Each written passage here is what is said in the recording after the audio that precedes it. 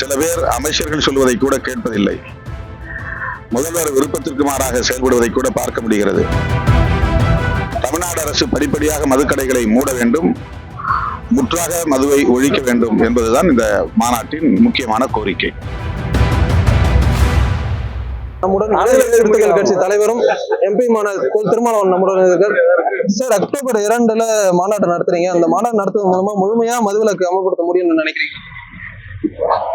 முழுமையா நடைமுறைப்படுத்த வேண்டும் என்பதுதான் எங்களுடைய கோரிக்கை. எல்லா கட்சிகளும் ஒன்று சேர்ந்து குரல் கொடுத்தால், அனைத்து தரப்பு ஜனநாயக சக்திகளும் ஒருங்கிணைந்து களமாடினால் இதை சாத்தியப்படுத்த முடியும். தமிழ்நாட்டில் மட்டுமல்ல, அகில இந்திய அளவில் இதற்கு ஒரு தேசிய கொள்கை வேண்டும். அரசமைப்பு சட்டம் 47வது உறுப்பு அதற்கான வாய்ப்பை உருவாக்கி இருக்கிறது. ஆகவே இந்திய ஒன்றிய அரசுக்கும் இந்த கோரிக்கையை நாங்கள் வைக்கிறோம். இந்தியா முழுவதும் தேசிய மதுவிலக்கு கொள்கையை கொண்டு வர வேண்டும். அதற்கென்று தனியே சட்டம் இயற்ற வேண்டும். தமிழ்நாடு அரசு படிப்படியாக மதுக்கடைகளை மூட வேண்டும், முற்றாக மதுவை ஒழிக்க வேண்டும் என்பதுதான் இந்த மாநாட்டின் முக்கியமான கோரிக்கை. சார், இப்போ கூட்டணியில இருக்கீங்க, முதல்வரை சந்தித்து கடையை மூடுவதற்கான வலியுறுத்தீங்களா? அதே மாதிரி எதிர்கட்சி தலைவர் எடப்பாடி மாநாட்டிற்கான அழைப்பு இருக்குமா சார்? நேரடியான அழைப்பு. பொதுவாக நாங்கள் எல்லா ஜனநாயக சக்திகளும் இதில் பங்கேற்பது நல்லது என்ற கருத்தை சொல்லி இருக்கிறோம். அரசியல் கட்சி தலைவர்கள் யார் யாரை அழைப்பது என்பது குறித்து நாங்கள் முன்னணி தலைவர்கள் கூடி பேசி அதன் பிறகு அறிவிப்போம். இன்னும் அதை பற்றி நாங்கள் எந்த அதிகாரபூர்வமான முடிவையும் எடுக்கவில்லை. ஓரிரு நாட்களில் அதை முடிவு செய்வோம்.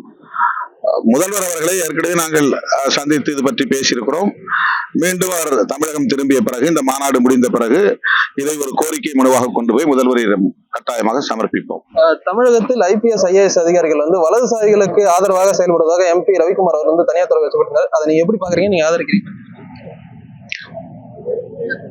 அதிகாரிகள் ஆளும் கட்சி இடுகிற கட்டளைக்கு ஏற்ப இயங்குகிறார்கள் என்பதிலே மாற்று கருத்து இல்லை. ஆனால் எப்போதும்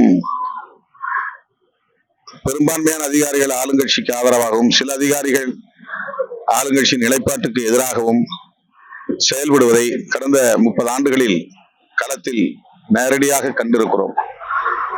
இப்போதும் அது அவ்வப்போது வெளிப்படுகிறது. சில பேர் அமைச்சர்கள் சொல்வதை கூட கேட்பதில்லை, முதல்வர் விருப்பத்திற்கு மாறாக செயல்படுவதை கூட பார்க்க முடிகிறது. அந்த அடிப்படையில தோழர் ரவிக்குமார் அவர்கள் வலதுசாரி சிந்தனை உள்ள அதிகாரிகளும் அதிகார வர்க்கத்தில் இருக்கிறார்கள் என்பதை சுட்டிக்காட்டி இருக்கிறார். அவ்வளவுதான். இப்ப நடிகர் விஜய் மாநாட்டுக்கான தொடர்ந்து இடர்பாடுகள் இருப்பதாக சொல்லியிருக்காரு. அவருக்கு நீங்க சொல்லக்கூடிய கருத்து என்ன சார்? இது போல அரசியல் களத்தில் இன்னும் பல இடர்பாடுகளை சந்திக்க நேரிடும்.